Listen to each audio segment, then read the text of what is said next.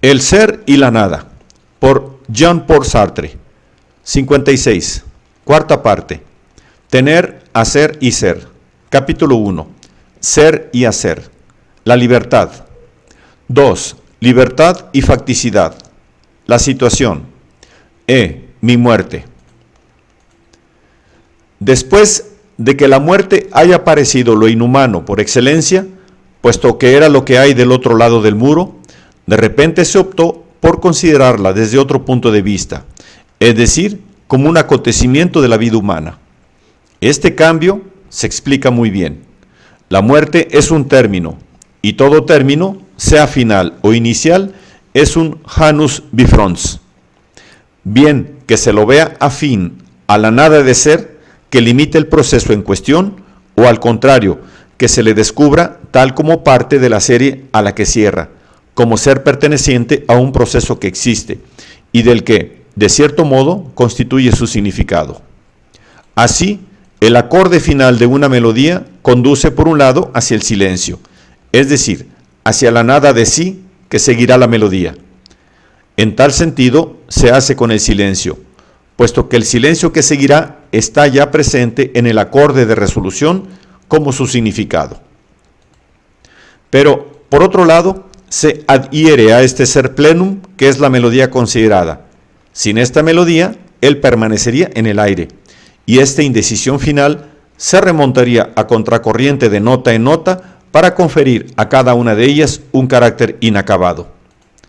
La muerte todavía ha sido, sin ningún motivo o razón, aún no lo podemos determinar, considerada como el término final de la vida humana.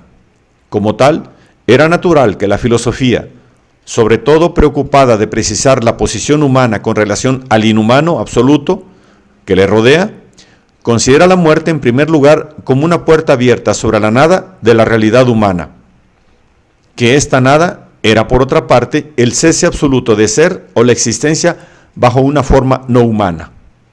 Así pues, se podrá decir que hay, en correlación con las grandes teorías realistas, una concepción realista de la muerte en la medida en que ésta apareciera como un contacto inmediato con lo no humano. Por allí escapaba al hombre, al mismo tiempo que lo trabajaba con el absoluto no humano. No podía ser, por supuesto, que una concepción idealista y humanista de lo real tolerara que el hombre se encontrara lo inhumano, así estuviera como su límite. Habría bastado entonces, en efecto, con colocarse de opinión de este límite para encender el hombre de un día no humano. La tentativa idealista para recuperar la muerte no fue originalmente obra de filósofos, sino de poetas como Rilke o de novelistas como Malraux. Bastaba con hacer ver la muerte como el último evento de la serie. Si la serie recupere así su terminus ad quem, precisamente debido a este ad que señala la interioridad, la muerte como final de la vida se interioriza y se humaniza. El hombre solo puede encontrarse ya con lo humano. No hay ya de otro lado de la vida. Y la muerte es un fenómeno humano. Es el fenómeno último de la vida, vida aún. Como tal, le influye a contracorriente la vida entera. La vida se limita con la vida. Pasa a ser como el mundo einsteiniano, terminada pero ilimitada. La muerte se convierte en el sentido de la vida, como el acorde de resolución es el sentido de la melodía.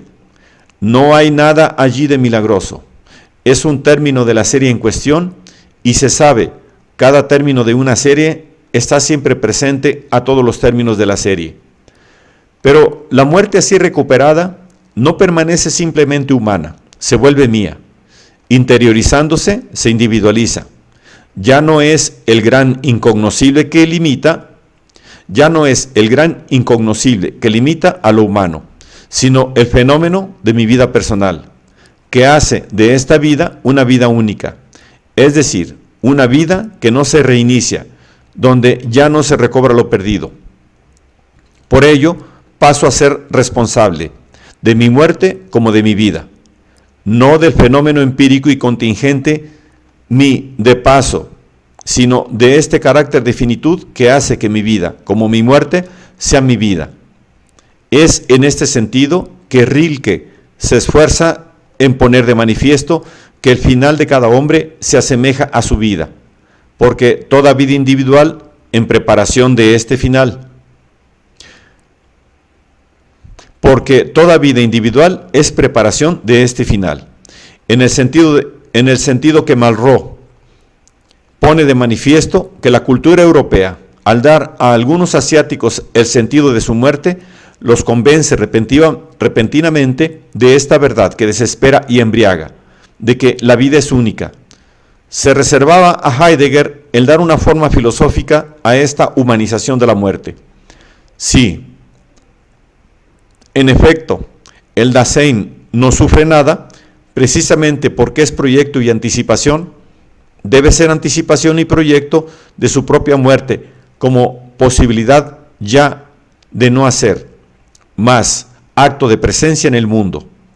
Así, la muerte se convirtió en la posibilidad propia del Dasein. El ser de la realidad humano se define como Sein zum Tod, mientras que el Dasein decide su proyecto hacia la muerte, él mismo realiza la liberté por morir y se constituye como totalidad por la libre elección de la finitud. Una teoría similar aparece en primer lugar. No puede sino seducirnos. Al interiorizar la muerte, sirve nuestras propias intenciones. Al interiorizarse este límite aparente de nuestra libertad, es recuperado por la libertad. Sin embargo, ni la incomodidad de tales concepciones, ni la incontestable parte de verdad que encierran, deben confundirnos. Es necesario volver a iniciar desde el principio el examen de la cuestión. Es cierto que la realidad humana, por la que lo mundano viene a lo real, no podría encontrar lo inhumano. El concepto de inhumano en sí mismo es un concepto del hombre. Es necesario, pues, abandonar toda esperanza, aunque la muerte en sí fuera un paso a un absoluto no humano, de considerarlo como un tragaluz sobre este absoluto. La muerte nada nos revela, excepto sobre nosotros mismos y desde un punto de vista humano. ¿Eso significa que pertenece a priori a la realidad humana? Lo que es necesario tener en cuenta en primer lugar es el carácter absurdo de la muerte. En este sentido, toda tentación de considerarlo como un acorde de resolución al término de una melodía debe descartarse rigurosamente. A menudo se ha dicho que estamos en la situación de un condenado entre condenados, que ignora el día de su ejecución, pero que ve ejecutar cada día a sus camaradas de cárcel. Esto no es totalmente exacto. Sería necesario más bien compararnos a un condenado a muerte que se prepara valientemente para el último suplicio, que pone todos sus cuidados en mantener la compostura en el patíbulo y que mientras tanto muere por una epidemia de gripe española. Es esto que la sabiduría cristiana incluyó, que recomienda prepararse a la muerte como si podía ocurrir a toda hora. Así, espera recuperarla transformándola en muerte esperada. Si el sentido de nuestra vida se convierte en la espera de la muerte, en efecto, esta no puede ocurriendo sino colocar su sello sobre la vida. Es básicamente lo que hay de más positivo en la decisión resuelta de Heidegger. Desgraciadamente, es más fácil dar consejos que seguirlos, no debido a una debilidad natural de la realidad humana o a un proyecto original de la inautenticidad, sino de la propia muerte. Se puede, en efecto, esperar una muerte particular, pero no la muerte. El truco realizado por Heidegger es bastante fácil de detectar. Comienza por individualizar la muerte de cada uno de nosotros, indicándonos qué es la muerte de una persona, de un individuo, la sola cosa que nadie puede hacer para mí. A continuación, de que utiliza esta individualidad incomparable que él mismo confirió a la muerte a partir del Dasein para individualizar al propio Dasein. Es proyectándose libremente hacia su posibilidad última que el Dasein accederá a la existencia auténtica y se arrancará a la trivialidad diaria para alcanzar a la unicidad irreemplazable de la persona. Pero hay allí un círculo. ¿Cómo, en efecto, probar que la muerte tiene esta individualidad y el poder de conferirla? Ciertamente, si la muerte se describe como mi muerte, puedo esperarlo. Es una posibilidad caracterizada y distinta. Pero ¿la muerte que me afectará será mi muerte? En primer lugar, es perfectamente gratuito decir que morir es la única cosa que nadie puede hacer por mí. O más bien, hay una mala fe evidente en el razonamiento. Si se considera, en efecto, la muerte como posibilidad última y subjetiva, acontecimiento que concierne solo al para sí, está claro que nadie puede morir por mí. Pero entonces sigue de ahí que ninguno de mis posibilidades, tomada desde este punto de vista, que es el del cogito, que se tome en una existencia auténtica o falso, no puede proyectarse por otro sino por mí. Nadie puede amar por mí, si se entiende por ello, hacer estos juramentos que son mis juramentos, probar mis emociones, por banales que sean, que son mis emociones. Y el mis no se refiere de ninguna manera aquí a una personalidad conquistada sobre la trivialidad diaria, lo que nos permitiría contestar a Heidegger que me es preciso que sea libre para morir.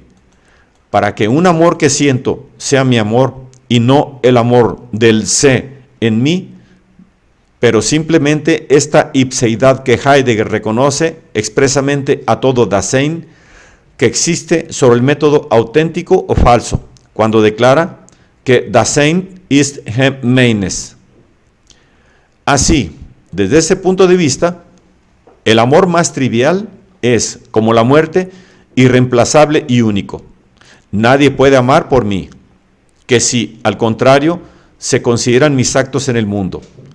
Desde el punto de vista de su función, su eficiencia y su resultado, es cierto que otro puede siempre hacer lo que hago.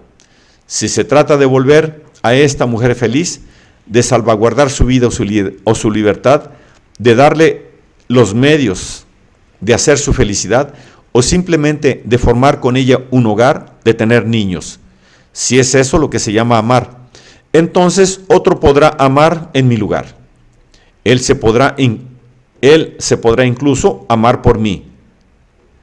Incluso es el sentido de estos sacrificios, mil veces dichos en las novelas sentimentales que nos muestran al héroe enamorado, deseando la felicidad de la mujer que le gusta y borrándose delante de su rival, porque éste sabrá amarle mejor que él.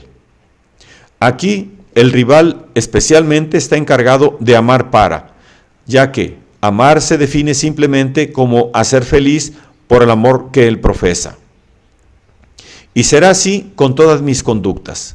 Solamente mi muerte volverá a entrar también en esta categoría.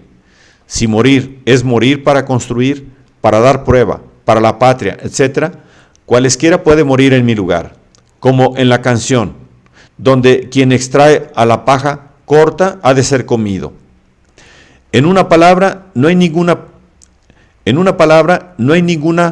personalizadora virtud que sea particular a mi muerte. Al contrario, solo se convierte en mi muerte si yo me coloco en la perspectiva de la subjetividad.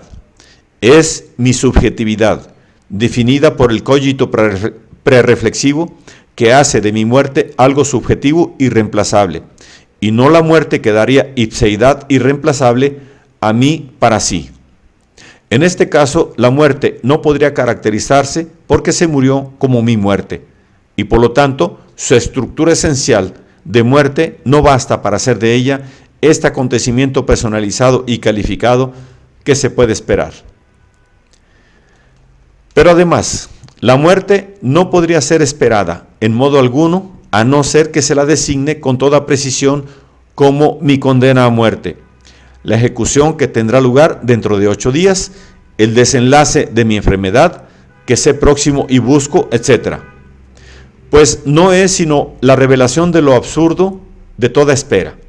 Así sea justamente la de su espera. En primer lugar, En primer lugar, en efecto, habría que distinguir cuidadosamente dos sentidos del verbo esperar, que aquí no han cesado de confundirse. Esperarse a la muerte no es esperar la muerte, la propia muerte. Solo podemos esperar, aguardar, un acaecimiento determinado, que procesos igualmente determinados están en vías de realizar. Puedo esperar la llegada del tren de Chartres, porque sé que ha salido de la estación de Chartres y que cada giro de las ruedas lo acerca a la estación de París. Ciertamente puede retrasarse, incluso puede producirse un accidente, pero ello no quita que el proceso mismo por el cual se realizará la entrada en la estación se halla en curso, y los fenómenos que pueden retardar o suprimir esa entrada significan aquí solo que el proceso no es sino un sistema relativamente cerrado, relativamente aislado, y que está de hecho sumido en un universo de estructura fibrosa, como dice Meyerson. Así, puedo decir que espero a Pedro y que cuento con que su tren llegue con retraso. Pero precisamente la posibilidad de mi muerte significa solo que no soy biológicamente, sino un sistema relativamente cerrado, relativamente aislado. Solo señala la pertenencia de mi cuerpo a la totalidad de los existentes. Es del tipo del retraso probable de los trenes, no del tipo de la llegada de Pedro. Está del lado del impedimento imprevisto, inesperado, con que siempre hay que contar sin hacerle perder por ello su específico carácter de inesperado, pero que no es posible aguardar, pues se pierde por sí mismo en lo indeterminado. En efecto, aunque se admitiera que los factores se condicionan rigurosamente, lo que ni siquiera está demostrado y requiere, por lo tanto, una opción metafísica, su número es infinito y sus implicaciones son infinitamente infinitas. Su conjunto no constituye un sistema, por lo menos desde el punto de vista considerado. El efecto de que se trata, mi muerte, no puede ser previsto para ninguna fecha, ni por consiguiente esperado. Quizá, mientras escribo tranquilamente en esta habitación, el estado del universo es tal que mi muerte se ha acercado considerablemente, pero quizás, al contrario, se aleja de modo considerable. Si, por ejemplo, espero una orden de movilización, puedo considerar que mi muerte está cercana, es decir, que las eventualidades de una muerte próxima han aumentado considerablemente, pero puede, justamente, que en ese mismo momento una conferencia internacional se haya reunido en secreto y haya encontrado el medio de prolongar la paz. Así, no puedo decir que los minutos que pasan me acerquen a la muerte. Cierto es que me aproxima a ella si considero globalmente que mi vida es limitada, pero en el interior de estos límites tan elásticos puedo morir centenario o mañana, a los 37 años. No puedo saber, en efecto, si me acerca o me aleja de este final, pues hay una considerable diferencia de cualidad entre la muerte en el límite de la vejez y la muerte súbita que nos aniquila en la madurez o en la juventud. Esperar la primera es aceptar que la vida sea una empresa limitada, una manera, entre otras, de elegir la finitud y de elegir nuestros fines sobre el fundamento de la finitud. Esperar la segunda sería esperar que mi vida fuera una empresa fallida. Si solo existieran muertes por vejez o por condena explícita, podría esperar mi muerte. Pero, precisamente, lo propio de la muerte es que puede siempre sorprender antes del plazo a aquellos que la esperan para tal o cual fecha. Y si bien la muerte por vejez puede confundirse con la finitud de nuestra elección y por consiguiente ser vivida como el acorde de resolución de nuestra vida, se nos da una tarea y se nos da tiempo para cumplirla. La muerte brusca, al contrario, es tal que no se podría en modo alguno esperarla, pues es indeterminada y no cabe aguardarla, por definición, para ninguna fecha. La espera trae siempre consigo, en efecto, la posibilidad de que muramos por sorpresa antes de la fecha esperada y que, por consiguiente, que nuestra espera, como espera, sea un engaño, o de que sobrevivamos a esa fecha y, como no éramos más que esa espera, nos sobrevivamos a nosotros mismos. Como, por otra parte, la muerte súbita no es cualitativamente diferente de otra, sino en la medida en que vivimos la una o la otra, y como biológicamente, es decir, desde el punto de vista del universo, no difieren en ningún caso en cuanto a sus causas y a los factores que la determinan, la indeterminación de la una se refleja en realidad sobre la otra.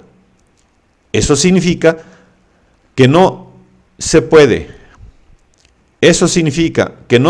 que por ceguera o mala fe esperar una muerte de vejez. Tenemos, en efecto, todas las oportunidades de morir antes de haber desempeñado nuestra tarea, o al contrario, la de sobrevivir.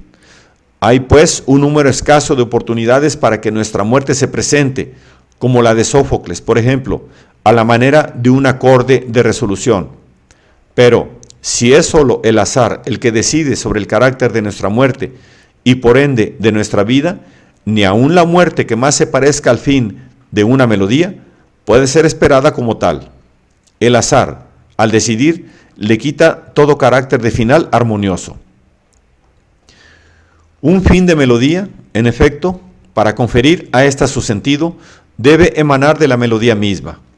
Una muerte como la de Sófocles se parecería, pues, a un acorde de resolución, pero no lo sería. Así como el conjunto de las letras formado por la caída de unos cubos se parecerá quizás a una palabra sin serlo. Así, esa perpetua aparición del azar en el seno de mis proyectos no puede ser captada como mi posibilidad, sino al contrario, como la aniquilación de todas mis posibilidades. Aniquilación que no forma parte ya de mis posibilidades. Así, la muerte no es mi posibilidad de no realizar más la presencia en el mundo, sino una aniquilación siempre posible de mis posibles, que está fuera de mis posibilidades. Esto, por lo demás, puede expresarse de modo algo diferente, partiendo de la consideración de las significaciones. Como sabemos, la realidad humana es significante. Esto quiere decir que se hace anunciar lo que es por aquello que no es, o si se prefiere, es por venir de sí misma.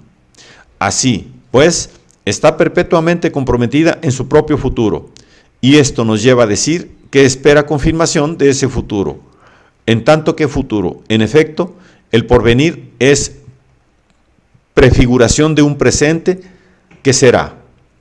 Uno se entrega en manos de ese presente, ya que solo a título de presente debe poder confirmar o refutar la significación prefigurada que soy. ¿De qué modo ese presente será a su vez libre reasunción del pasado a la luz de un nuevo futuro? Es algo que no podemos determinar, sino solo proyectar y esperar. El sentido de mi conducta actual es el severo apóstrofe que quiero dirigir a una persona que me ha ofendido gravemente. Pero, ¿qué sé yo si ese apóstrofe no se transformará en tímidos balbuceos irritados, y si la significación de mi conducta presente no se transformará en pasado? La libertad limita a la libertad.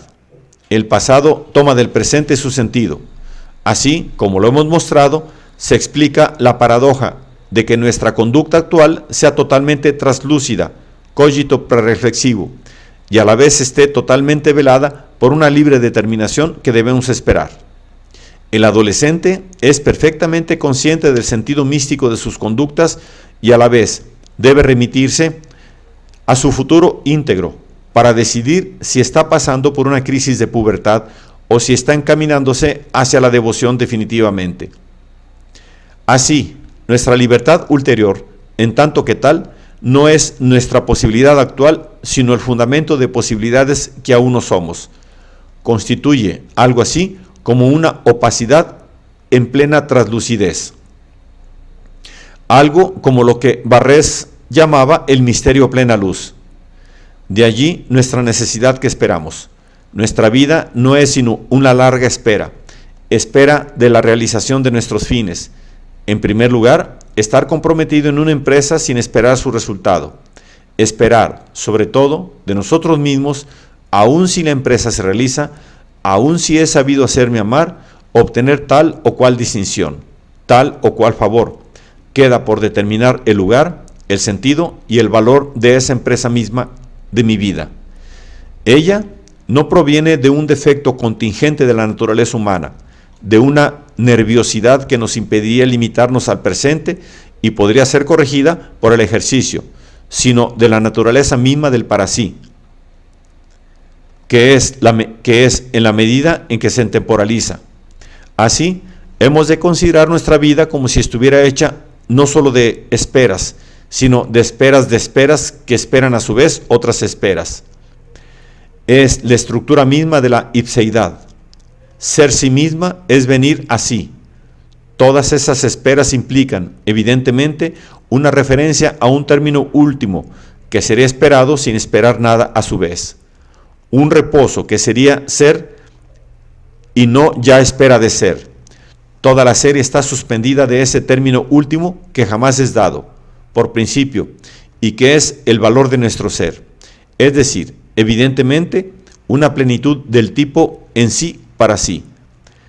Por este último término, se efectuaría de una vez por todas la reasunción de nuestro pasado. Sabríamos para siempre si tal o cual experiencia de juventud ha sido fructuosa o nefasta, si cierta crisis de pubertad era un capricho o una real preformación de mis compromisos ulteriores. La curva de nuestra vida quedaría fijada para siempre. En una palabra, se cerraría la cuenta. Los cristianos han tratado de considerar a la muerte algo así como ese término último. El R.P. Boiselot, en una conversación privada que sostuvimos, me daba a entender que el juicio final era precisamente ese cierre de las cuentas, por el cual ya no puede uno recoger su apuesta y es, por fin, lo que ha sido irremediablemente. Pero hay aquí un error análogo al que señalábamos antes en Leibniz, aunque en el otro extremo de la existencia. Para Leibniz somos libres, puesto que todos nuestros actos emanan de nuestra esencia. Pero basta que nuestra esencia no haya sido elegida por nosotros para que toda esa libertad de detalle recubra una total servidumbre. Dios ha elegido la esencia de Adán. Inversamente, si el cierre de las cuentas da a nuestra vida su sentido y su valor, poco importa que todos los actos de que está hecha la trama de nuestra vida hayan sido libres.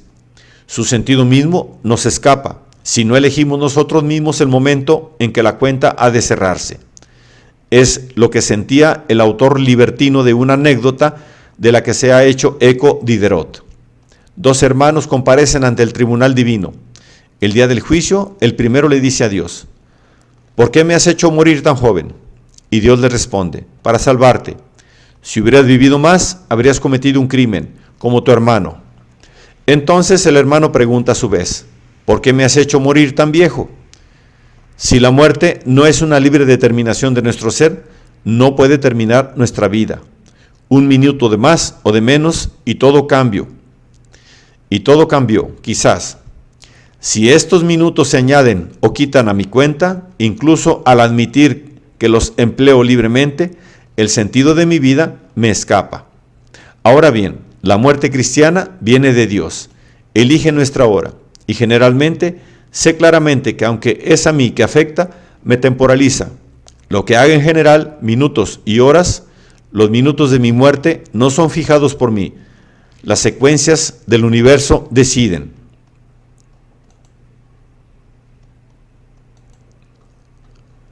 Si esto sucede, ni siquiera podemos decir más que la muerte confiere un sentido del exterior a la vida. Un sentido no puede venir sino de la subjetividad misma.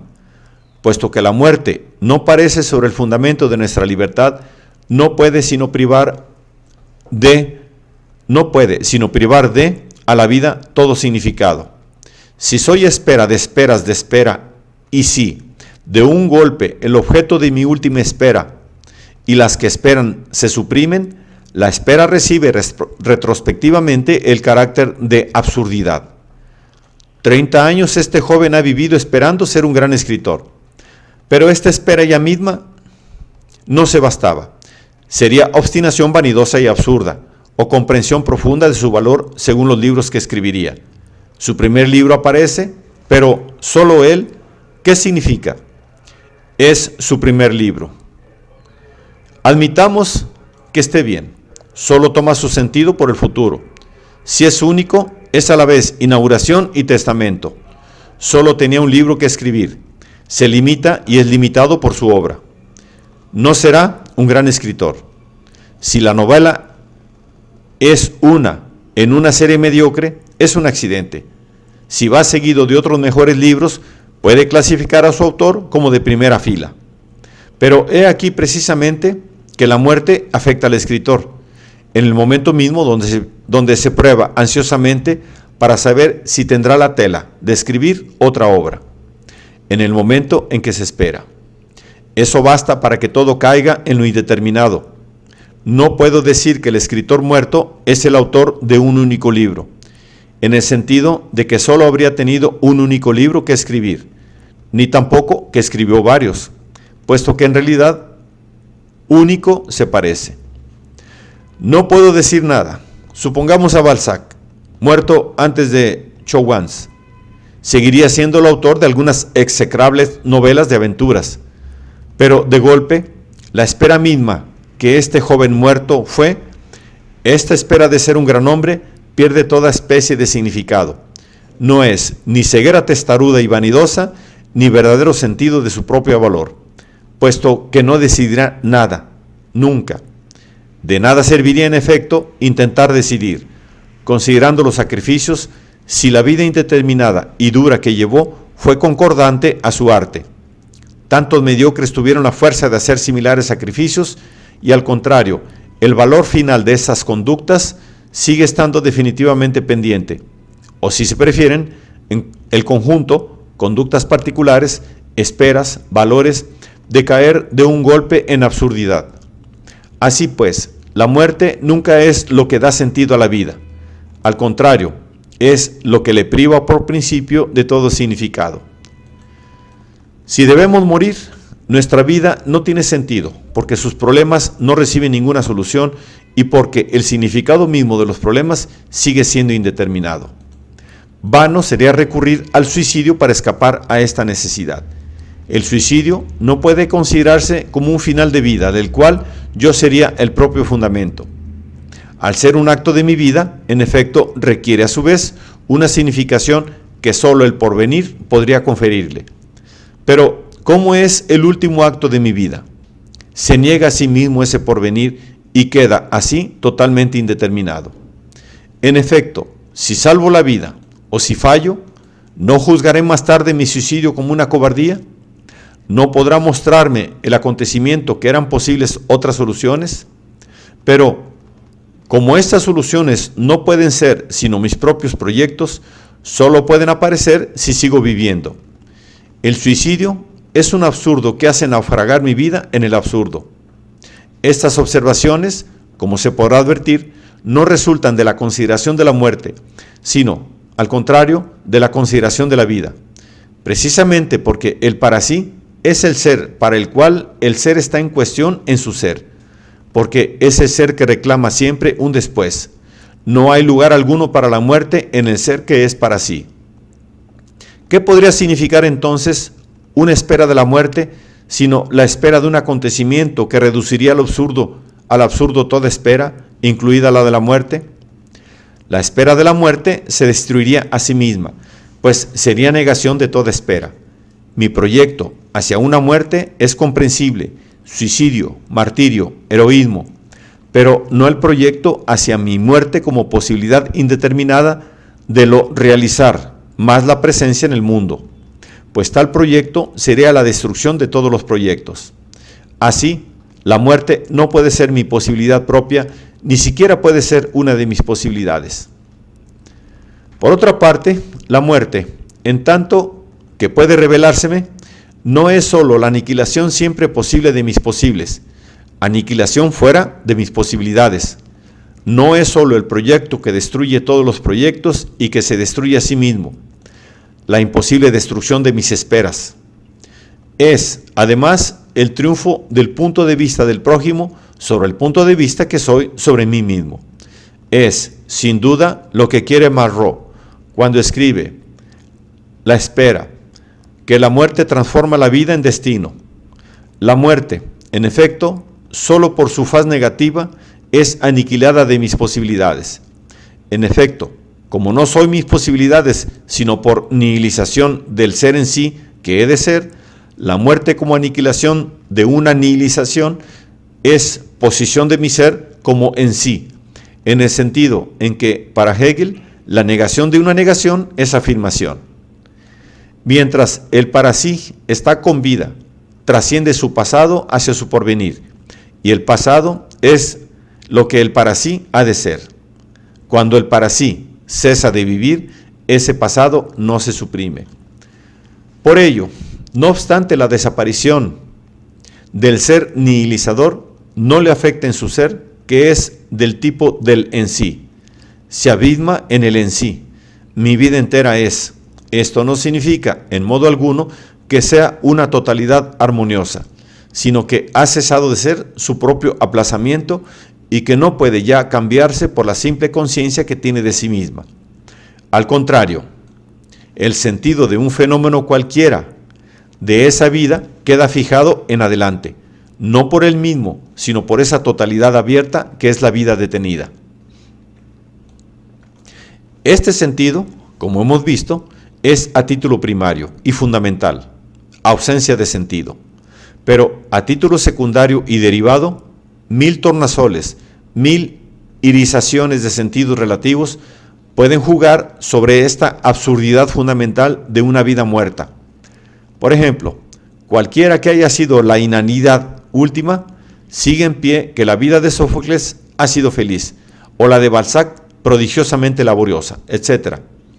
Estas calificaciones generales, naturalmente, pueden verse más cerca.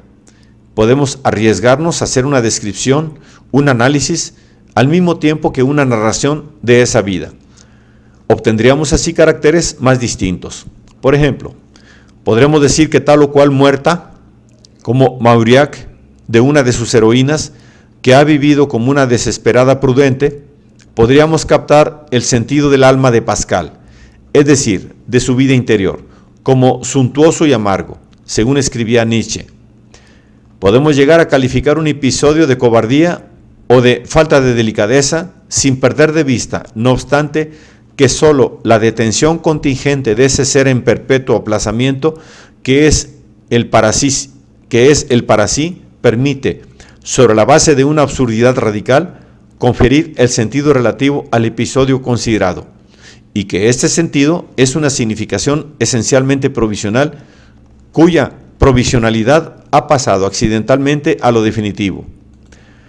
Pero estas diversas explicaciones del sentido de la vida de Pedro tenían, por efecto, cuando Pedro mismo las aplicaba sobre su propia vida, cambiar la significación y la orientación de ésta, pues toda descripción de la propia vida, cuando es intentada por el para sí, es proyecto de sí, allende esa vida, y como el proyecto alterador está al mismo tiempo aglomerado con la vida a la que altera, la propia vida de Pedro metamorfoseaba su sentido al temporalizarle continuamente. Pero ahora que su vida está muerta, no solo la memoria del otro puede impedir que se contraiga en su plenitud de en sí, cortando todas sus amarras con el presente. La característica de una vida muerta es una vida de la que se hace custodio el otro. Esto no significa simplemente que el otro retenga la vida del desaparecido, efectuando una explícita y cognoscitiva reconstitución de ella. Por el contrario, una tal reconstitución no es sino una de las actitudes posibles del otro con respecto a la vida muerta, y, por ende, el carácter de vida reconstituida.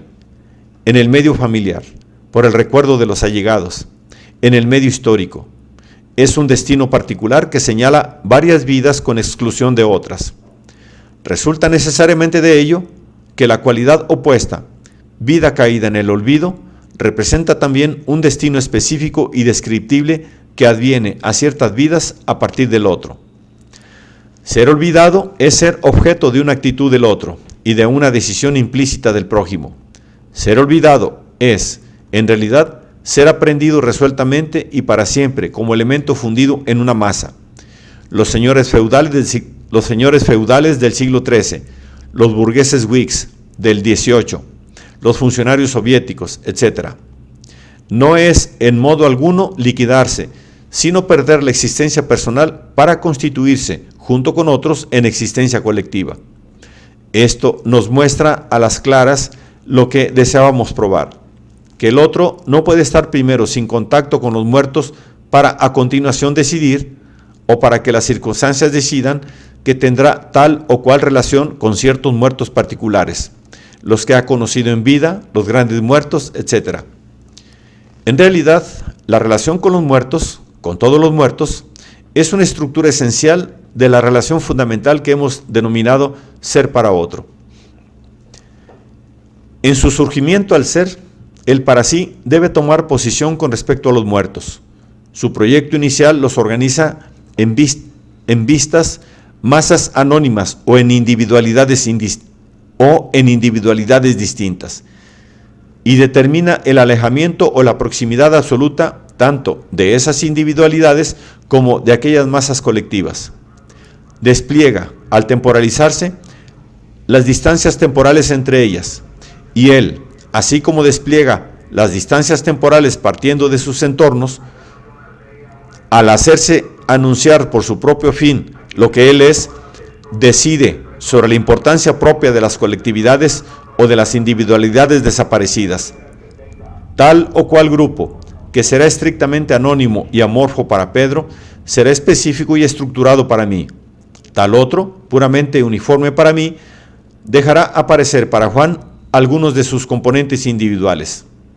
Bizancio, Roma, Atenas, la Segunda Cruzada, la Convención. Otras tantas inmensas necrópolis que puedo ver de lejos o de cerca, con una visión negligente o detallada, según la posición que tomo, la posición que soy. Hasta tal punto que no es imposible, por poco que se lo entienda como es debido, definir a una persona por sus muertos, es decir, por los sectores de individualización o de colectivización que ha determinado en la necrópolis, por las rutas y los senderos que ha trazado, por las enseñanzas que ha decidido hacerse dar, por las raíces que en ella ha hundido. Ciertamente, los muertos nos eligen, pero es menester que los hayamos elegido. Encontramos nuevamente aquí la relación originaria que une la facticidad y la libertad. Elegimos nuestra actitud hacia los muertos, pero es imposible que no elijamos una. La indiferencia para con los muertos es una actitud perfectamente posible. Se encontrarían ejemplos entre los apátridas, entre los individualistas o entre ciertos revolucionarios. Pero esta indiferencia, que consiste en hacer remorir a los muertos, es una conducta entre otras con relación a ellos. Así, por su facticidad misma, el para sí está arrojado a una entera responsabilidad para con los muertos. Está obligado a decidir libremente la suerte de ellos. En particular, cuando se trata de los muertos que nos rodean, no es posible que no decidamos explícita o implícitamente sobre la suerte de sus empresas. Esto es manifiesto cuando se trata del hijo que reasume la empresa de su padre o del discípulo que reasume la escuela y las doctrinas de su maestro. Pero, aunque el nexo sea menos claramente visible en gran número de circunstancias, existe igualmente en todos los casos en que el muerto y el vivo considerados pertenecen a la misma colectividad histórica y concreta. Soy yo, los hombres de mi generación. Decidimos sobre el sentido de los esfuerzos y las empresas de la generación anterior. Bien reasumamos y continuemos sus tentativas sociales y políticas, o bien realicemos decididamente una ruptura y releguemos a los muertos a la ineficiencia.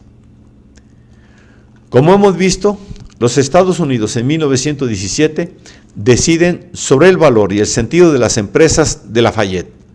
Así, desde este punto de vista, aparece claramente la diferencia entre la vida y la muerte.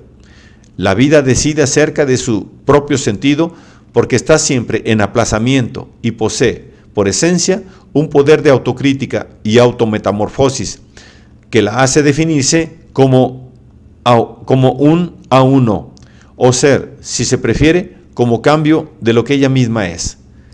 La vida muerta tampoco cesa por ello de cambiar. pero no se hace, sino que es hecha. Esto significa que para ella los dados están echados y padecerá en adelante sus cambios sin ser en modo alguno responsable de ellos. No se trata solo para ella de una totalización arbitraria y definida. Se trata además de una transformación radical.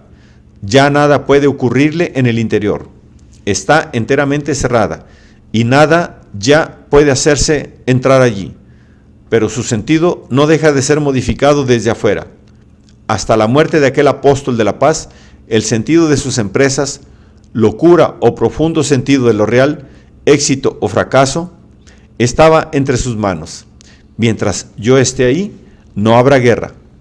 Pero en la medida en que ese sentido trasciende los límites de una simple individualidad, en la medida en que la persona se hace anunciar lo que ella es por una situación objetiva que ha de realizar, la paz en Europa, la muerte representa una total desposesión. El otro desposee al apóstol de la paz del sentido mismo de sus esfuerzos y por lo tanto de su ser, encargándose, pese a sí mismo y por su propio surgimiento, de transformar en fracaso o en éxito, en locura o en genial intuición, la empresa misma por la cual la persona se hacía anunciar y que ella era en su ser. Así, la sola existencia de la muerte nos alienta por entero, en nuestra propia vida, en favor del otro. Estar muerto es ser presa de los vivos. Esto significa, pues, que el que intenta captar el sentido de su muerte futura debe descubrirse como futura presa de los otros. Hay, pues, un caso de alienación que no hemos considerado en la sección de esta obra dedicada al para otro. Las alienaciones que estudiamos, en efecto, eran las que podemos nihilizar transformando al otro en trascendencia trascendida, así como podemos nihilizar nuestro afuera. Por la posición absoluta y subjetiva de nuestra libertad, en tanto que vivo, puedo escapar a lo que soy para el otro, haciéndome revelar por mis fines libremente puestos. No soy nada, y que me hago ser lo que soy. Mientras vivo, puedo desmentir lo que el otro descubre de mí, proyectándome y hacia otros fines. Y en todo caso, descubriendo que mi dimensión de ser para mí es inconmensurable con mi dimensión de ser para el otro. Así, escapo sin cesar a mi afuera, y soy sin cesar recobrado por él, sin que en esta dudosa lucha la victoria definitiva pertenezca a uno u a otro de esos modos de ser. Pero el hecho de la muerte, sin aliarse precisamente con ninguno de los dos adversarios en esa misma lucha, da la victoria final al punto de vista del otro, transportando la lucha y lo que en ella está en juego a otro terreno, es decir, suprimiendo de súbito a uno de los luchadores. En este sentido, morir es ser condenado. Cualquiera que fuere la victoria efímera que se haya alcanzado sobre el otro, y aunque nos hayamos servido del otro, para esculpir la propia estatua, a no existir ya sino por el otro, y a recibir de él nuestro sentido y el sentido mismo de nuestra victoria. En efecto, si se comparten las concepciones realistas que hemos expuesto en nuestra tercera parte, ha de reconocerse que mi existencia póstuma no es la simple supervivencia espectral en la conciencia del otro, de simples representaciones, imágenes, recuerdos, etc., que me conciernen. Mi ser para otro es un ser real, y si queda en manos del prójimo como un abrigo que le abandono después de mi desaparición, queda a título de dimensión real de mi ser, dimensión convertida en mi dimensión única, y no de espectro inconsciente. Richelieu, Luis XV, mi abuelo, no son en modo alguno la suma de mis recuerdos, ni siquiera la suma de los recuerdos y los conocimientos de todos cuantos han oído hablar de ellos. Son seres objetivos y opacos, reducidos simplemente a la sola dimensión de la exterioridad. Con tal carácter, proseguirán su perspectiva histórica en el mundo humano, pero no serán ya jamás sino trascendencias trascendidas en medio del mundo. Así, la muerte no solamente desarma mis esperas, suprimiendo definitivamente la espera y dejando en la indeterminación la realización de los fines que me anuncian lo que soy, sino que también confiere un sentido desde afuera a todo cuanto yo viví como subjetividad. Reasume toda esa subjetividad que mientras vivía se definía como la exteriorización y la priva de todo sentido subjetivo para entregarla a cualquier significación objetiva que al otro le plazca darle. Conviene, no obstante, advertir que ese destino, así conferido a mi vida, queda también en suspenso, en aplazamiento, pues la respuesta a la pregunta ¿cuál será en definitiva el destino histórico de Robespierre? Depende de la respuesta a esta pregunta previa. ¿Tiene un sentido la historia? Es decir, ¿la historia debe consumarse o solamente acabar?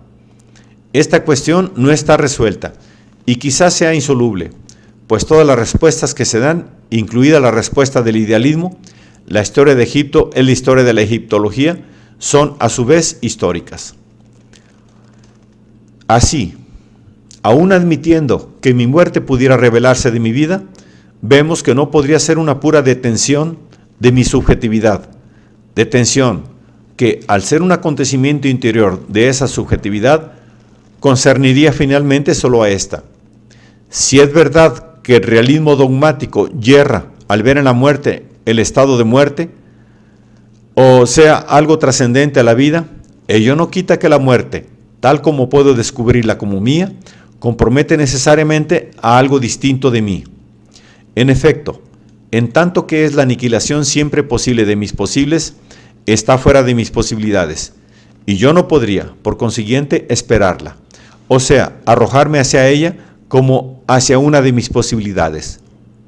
No puede, pues, pertenecer a la estructura ontológica del para sí, en tanto que es el triunfo del otro sobre mí, remite a un hecho ciertamente fundamental, pero totalmente contingente, como hemos visto, que es la existencia del otro. No conoceríamos esta muerte si el otro no existiera. No podría ni ser descubierta por nosotros, ni sobre todo constituirse como la metamorfosis de nuestro ser en destino. Sería, en efecto, la desaparición simultánea del para sí y del mundo, de lo subjetivo y de lo objetivo, del significante y de todas las significaciones. Si la muerte, en cierta medida, puede revelársenos como la metamorfosis de estas significaciones particulares que son mis significaciones, ello ocurre a consecuencia del hecho de la existencia de otro significante que asegura el relevo de las significaciones y de los signos. A causa del otro, mi muerte es mi caída fuera del mundo a título de subjetividad, en vez de ser la aniquilación de la conciencia y del mundo. Hay, pues, un innegable y fundamental carácter de hecho, es decir, una contingencia radical en la muerte, así como en la existencia del prójimo. Esta contingencia la sustrae de antemano a todas las conjeturas ontológicas, y meditar sobre mi vida considerándola a partir de la muerte sería meditar sobre mi subjetividad tomando sobre ella el punto de vista del otro, lo que, como hemos visto, no es posible. Así, debemos concluir contra Heidegger que la muerte, lejos de ser mi posibilidad, es un hecho contingente, que en tanto que tal me escapa por principio y pertenece originariamente a mi facticidad. No puedo ni descubrir mi muerte, ni esperarla, ni adoptar una actitud hacia ella, pues mi muerte es lo que se revela como lo que no puede ser descubierto, lo que desarma todas las esperas, lo que se escurre en todas las actitudes, y particularmente en las que se podrían adoptar frente a ella, para transformarlas en conductas exteriorizadas y fijadas, cuyo sentido es confiado para siempre a otros que no seamos nosotros. La muerte es un puro hecho, como el nacimiento, nos viene desde afuera y nos transforma en afuera. Por el fondo, no se distingue en modo alguno del nacimiento, y a esta identidad de nacimiento y la muerte la llamamos facticidad. ¿Significa ello que la muerte traza los límites de nuestra libertad? Al renunciar al ser para la muerte de Heidegger, Hemos renunciado para siempre a la posibilidad de dar libremente a nuestro ser una significación de la que seamos responsables. Muy por el contrario, nos parece que la muerte, al descubrírsenos tal cual es, nos libera enteramente de su supuesta constricción. Esto parecerá más claro, a poco que reflexionemos. Ante todo, conviene separar radicalmente las dos ideas, originariamente unidas, de muerte y finitud. Parece creerse, por lo común, que la muerte constituye y nos revela nuestra finitud. De esta contaminación resulta que la muerte toma aspecto de necesidad ontológica y que la finitud, por el contrario, toma en préstamo a la muerte su carácter de contingencia. Heidegger, en particular, parece haber construido toda su teoría del Sein zum Tod sobre la identificación rigurosa de muerte y finitud. De la misma manera, Malraux, cuando nos dice que la muerte nos revela la unicidad de la vida, parece considerar que precisamente porque morimos somos impotentes para proseguir nuestra jugada y por ende finitos. Pero, considerando las cosas un poco más de cerca, se advierte el error.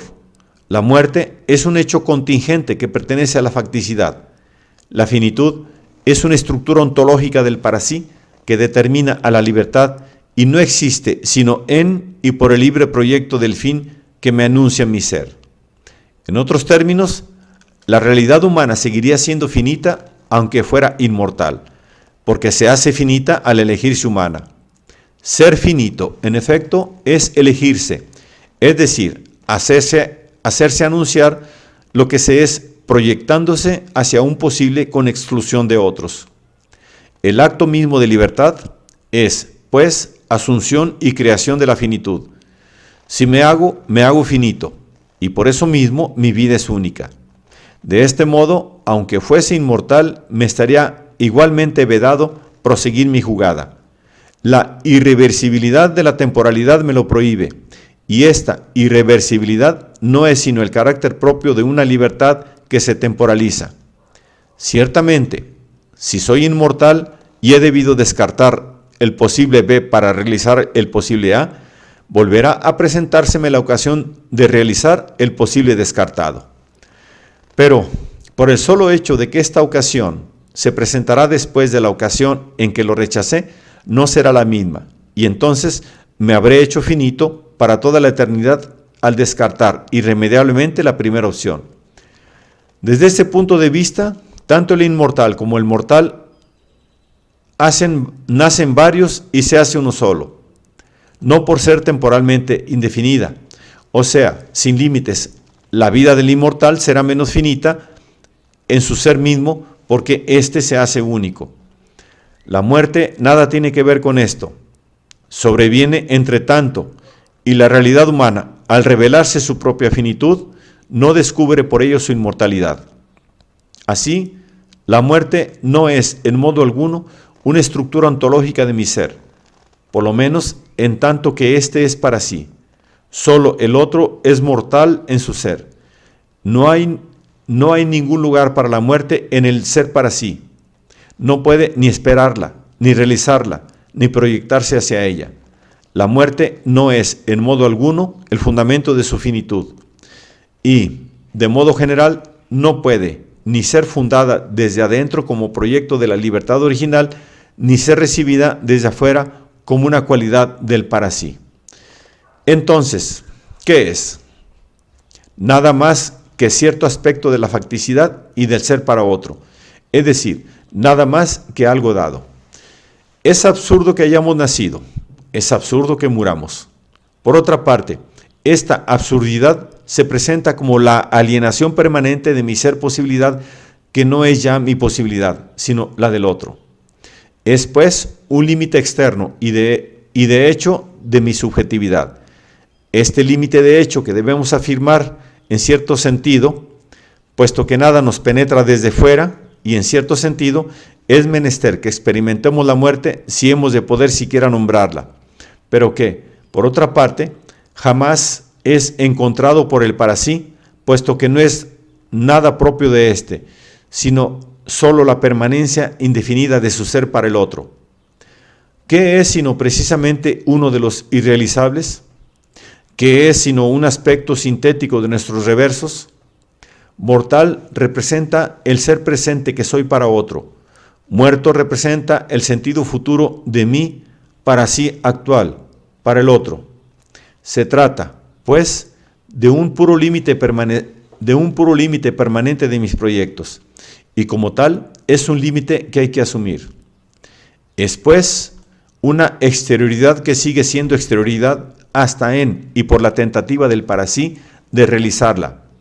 Es lo que hemos definido como el irrealizable que debe ser realizado. No hay diferencia de fondo entre la elección por la cual la libertad asume su muerte como límite imposible de captar e inconcebible de su subjetividad y la elección por la cual elige ser libertad limitada por el hecho de la libertad del otro. Así, la muerte no es mi posibilidad, en el sentido antes definido. Es situación límite, como reverso elegido y huidizo de mi elección. Tampoco es mi posible, en el sentido de que sería mi propio, en el sentido de que sería mi fin propio, el cual me anunciaría mi ser, sino que por el hecho de ser ineluctable necesidad de existir en otra parte, como una fuera y una en sí, es interiorizada como última, es decir, como sentido temático y fuerza de alcance de los posibles jerarquizados. Así, ella me infesta en el meollo mismo de cada uno de mis proyectos, como el reverso ineluctable de estos. Pero, precisamente, como ese reverso no es algo que haya de asumir como mi posibilidad, sino como la posibilidad de que no haya para mí más posibilidades, la muerte no me merma. La libertad, que es mi libertad, sigue siendo total e infinita. No es que la muerte no la limite, sino que como la libertad no encuentra jamás ese límite, la muerte no es en modo algún obstáculo para mis proyectos.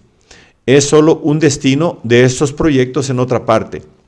No soy libre para la muerte, sino que soy un mortal libre. Al escapar la muerte a mis proyectos por ser irrealizable, escapo yo mismo de la muerte en mi propio proyecto. ¿Cómo es lo que está siempre más allá de mi subjetividad? En mi subjetividad no hay lugar alguno para ella. Y esta subjetividad no se afirma contra la muerte, sino independientemente de ella, aunque esta afirmación sea inmediatamente alienada. No podríamos, pues, ni pensar la muerte, ni esperarla, ni armarnos contra ella.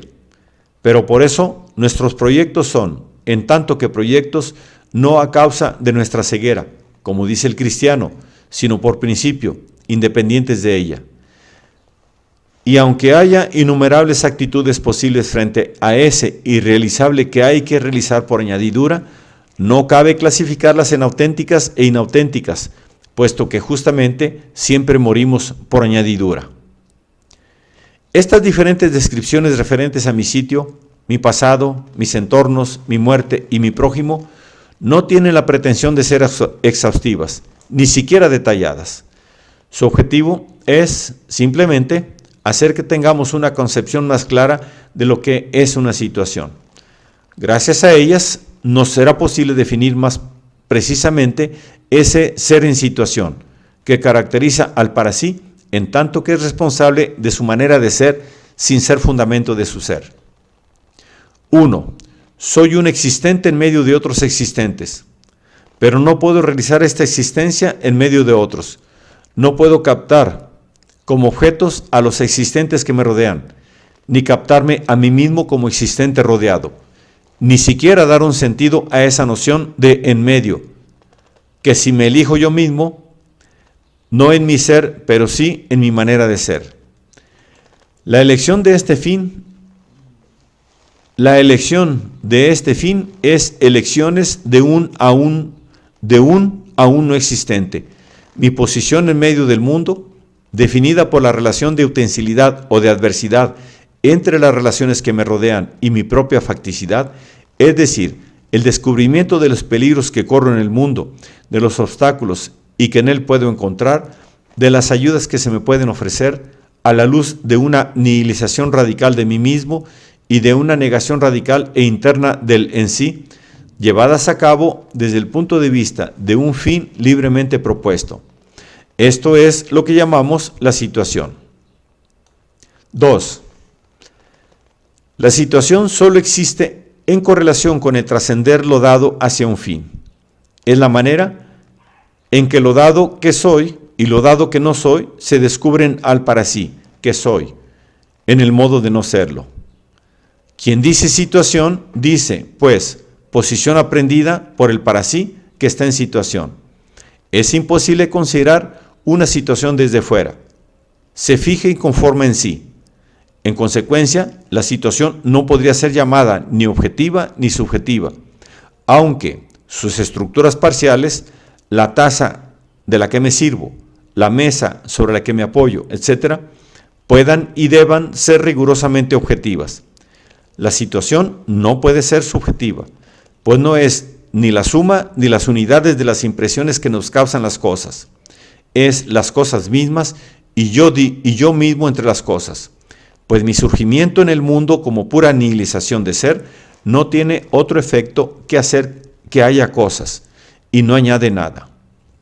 En este aspecto, la situación delata mi facticidad, es decir, el hecho de que las cosas simplemente están ahí tal como son, sin necesidad ni posibilidad de ser distintas, y yo estoy ahí, entre ellas.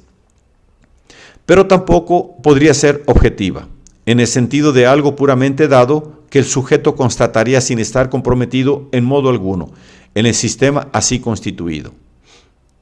En realidad, la situación por la significación misma de lo dado, significación sin la cual no habría siquiera algo dado, refleja al para sí su libertad. Si la situación no es subjetiva ni objetiva, es que ella no constituye un conocimiento, ni siquiera una comprensión afectiva del estado del mundo por un sujeto, sino que es una relación de ser entre un para sí y el en sí por él nihilizado. La situación es el sujeto por entero, no es nada más que su situación, y es también la cosa por entero. No hay nunca nada más que las cosas. Es el sujeto en cuanto ilumina las cosas por su propio trascender, si se quiere, o son las cosas en cuanto remiten al sujeto su propia imagen. Es la total facticidad, la contingencia absoluta del mundo, de mi nacimiento, de mi sitio, de mi pasado, de mis entornos, de la realidad de mi prójimo, y es mi libertad sin límites como aquello que hace que haya para mí una facticidad. Es esta ruta polvorienta y trascendente, esta ardiente sed que tengo, esta negativa de la gente a darme de beber porque no tengo dinero o porque no soy de su país o de su raza. Es mi desamparo en medio de estas poblaciones hostiles, con esta fatiga de mi cuerpo que acaso me impedirá alcanzar la meta fijada. Pero es, precisamente, también esta meta u objetivo, no en tanto que lo formulo clara y explícitamente, sino en cuanto que está ahí, doquiera, en torno a mí, como lo que unifica y explica todos estos hechos, como aquello que los organiza en una totalidad descriptible, en vez de hacer de ellos una pesadilla en desorden. 3. Si el para sí no es nada más que su situación, se sigue de ello que el ser en situación define la realidad humana, dando razón a la vez de su ser ahí y de su ser más allá. La realidad humana, en efecto, es el ser que está siempre más allá de su ser ahí, y su situación es la totalidad organizada del ser ahí vivida e interpretada en y por el ser más allá. No hay, pues, situación privilegiada. Entendemos con ello que no hay situación alguna en que el peso de lo dado asfixiaría la libertad que lo constituye como tal, ni, recíprocamente, ninguna situación en que el para sí,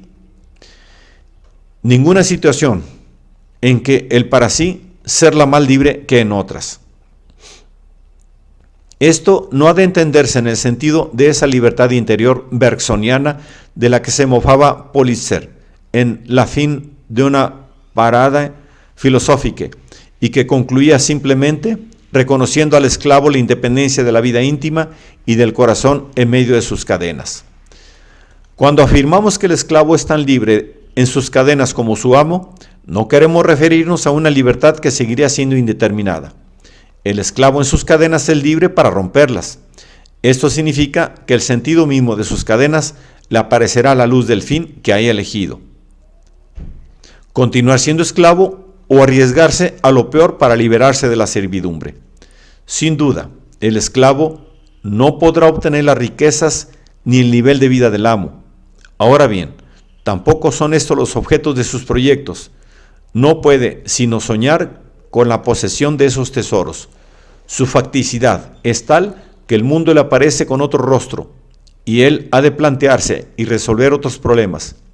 En particular, fundamentalmente le es menester elegirse en el terreno de la esclavitud y con ello dar un sentido a esta oscura coerción.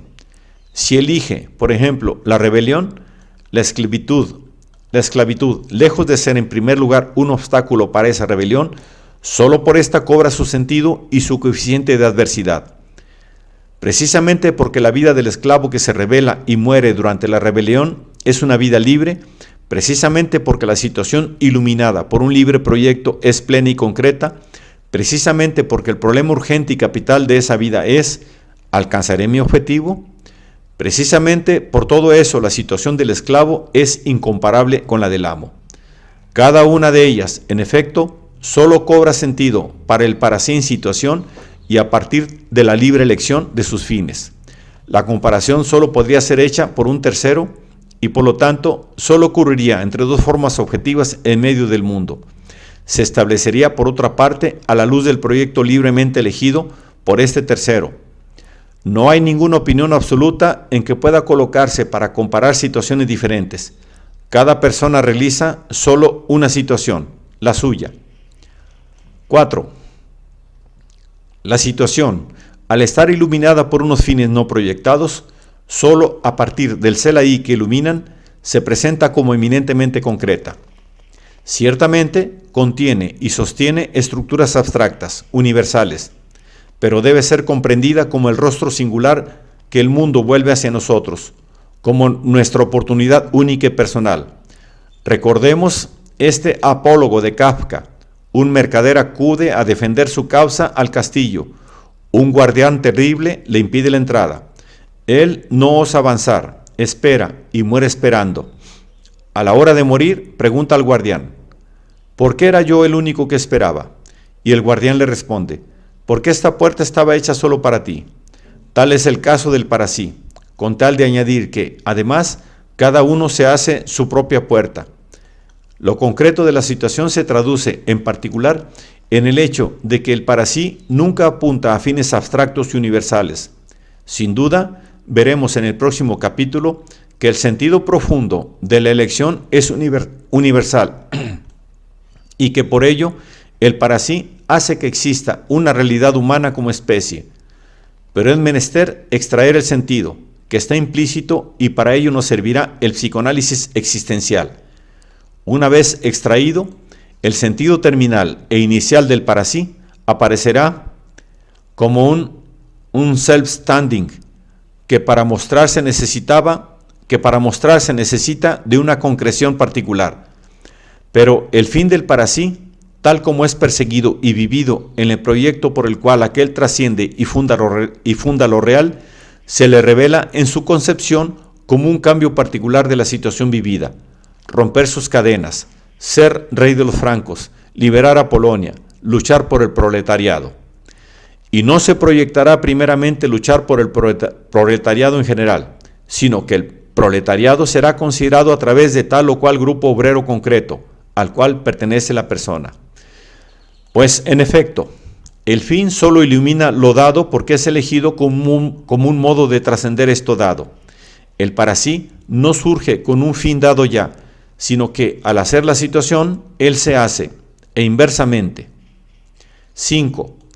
La situación, así como no es objetiva o subjetiva, tampoco podría considerarse como el libre efecto de una libertad o como el conjunto de las constricciones que sufro.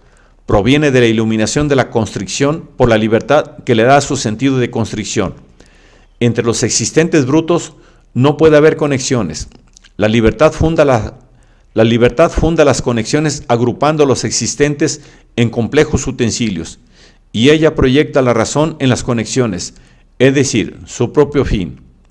Pero, precisamente porque entonces me proyecto hacia un fin a través de un mundo de conexiones, me encuentro ahora con secuencias, con series conexas, con complejos, y debo determinarme a actuar según leyes. Estas leyes y la manera como las utilizo deciden acerca del fracaso o del éxito de mis tentativas. Pero las relaciones legales vienen al mundo por la libertad. Así, la libertad se inserta a sí misma en el mundo como libre proyecto hacia fines. 6. El para sí es temporalización. Esto significa que no es, se hace.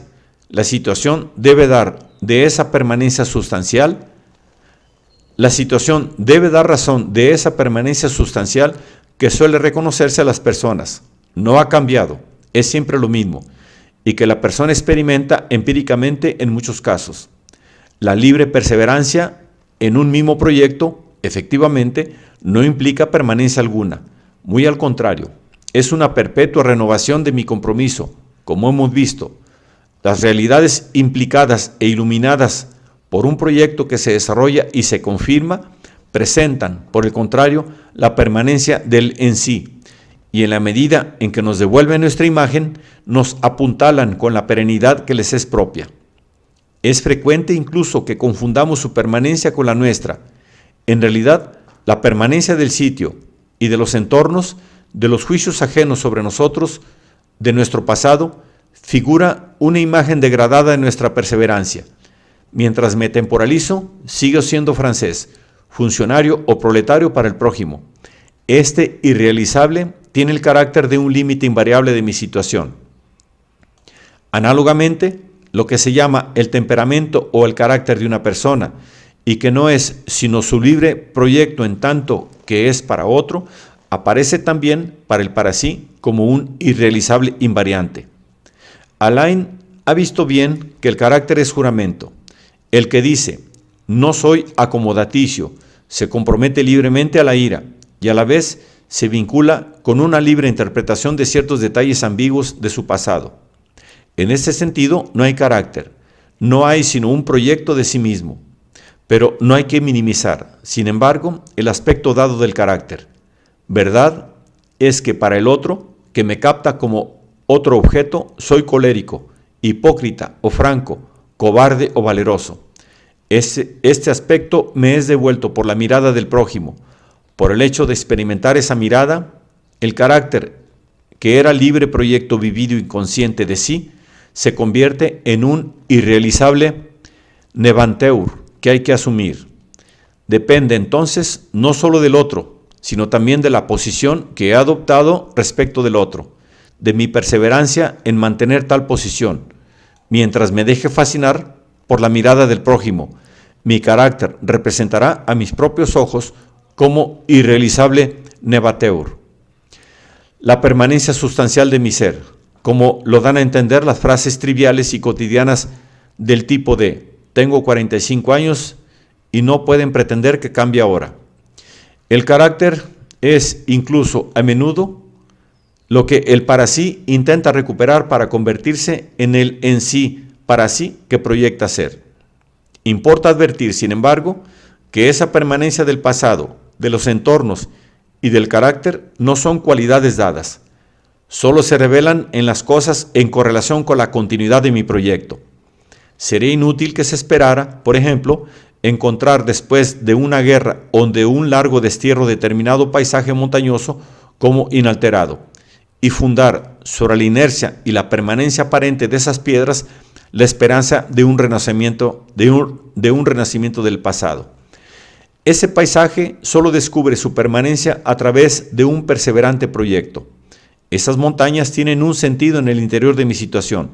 Representan, de un modo u otro, mi pertenencia a una nación en paz, dueña de sí misma, situada en un cierto rango en la jerarquía internacional. Si volviera a verlas después de una derrota y durante la ocupación de una parte del territorio, ya no podrían ofrecerme en absoluto el mismo rostro. Yo mismo tengo otros proyectos. Me he comprometido en el mundo de forma diferente. Por último, Hemos visto que siempre son de prever trastornos internos de la situación por cambios autónomos de los entornos. Estos cambios jamás pueden provocar un cambio de mi proyecto, pero pueden llevar consigo, sobre el fundamento de mi libertad, una simplificación o una complicación de la situación. Por ello mismo, mi proyecto inicial se me revelará con mayor o menor simplicidad, pues una persona no es nunca ni simple ni compleja. Su situación puede ser lo uno o lo otro. En efecto, no soy nada más que el proyecto de mí mismo allende una situación determinada, y ese proyecto me prefigura a partir de la situación concreta, así como, por otra parte, ilumina la situación a partir de mi elección. Luego, si la situación en conjunto se ha simplificado, si una luz, un derrumbamiento o la erosión le han imprimido un aspecto abrupto o rasgos toscos con oposiciones violentas, yo mismo seré simple, pues mi elección, la elección que soy, al ser aprehensión de esa situación, no podría ser sino simple. El resurgimiento de nuevas complicaciones tendrá por efecto presentarme una situación complicada, allende la cual me encontraré de nuevo complicado. Es lo que cada cual ha podido comprobar.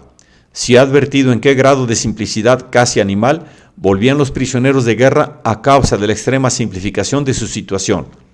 Esta simplificación no podría modificar la significación de sus proyectos mismos, pero sobre el fundamento de la libertad de cada cual, llevaba consigo una condenación y una uniformación de los entornos que se constituían en y por una aprehensión más nítida, más ruda y más condensada de los fines fundamentales de la persona cautiva.